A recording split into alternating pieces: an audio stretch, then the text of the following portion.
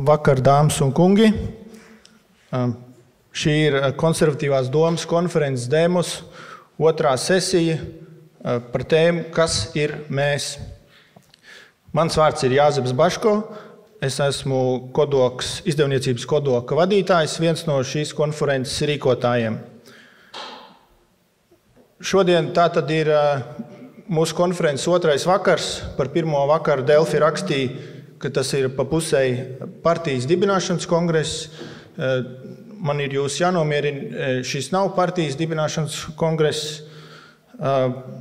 Rakstīja, ka šeit veidojas jauns konservatīvais spēks. Ne, spēks šeit neveidojas. Mēs šeit atklājam lauku, konservatīvo lauku. Un tas lauks pastāv neatkarīgi no tā, vai mēs šeit pulcējamies vai ne.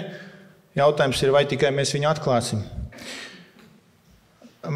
Konservatīvās domas konference demos ir iecerēta kā platforma, kurā esošie politiskie spēki un iespējams topošie nāk un smeļas intelektuālo bāzi un iedvesmu, lai realizētu konservatīvismu Latvijas faktiskajā politikā.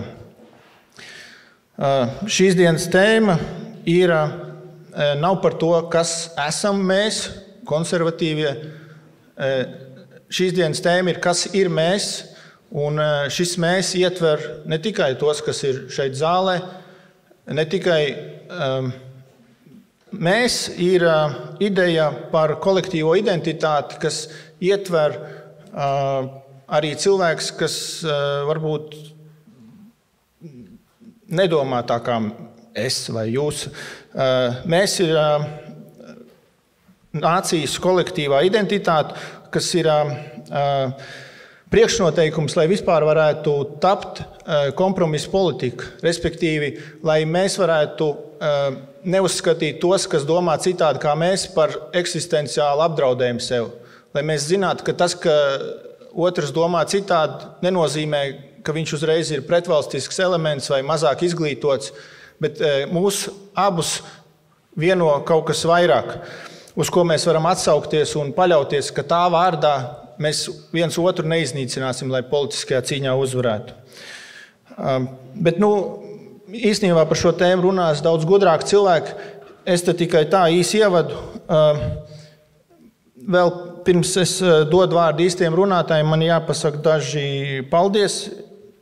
Pirmkārt, paldies jums, ka uzticaties mums visai nepieredzējušiem rīkotājiem. Paldies, ka jūs piedalāties šajā konferencē ne tikai ar domām, bet arī ar darbiem.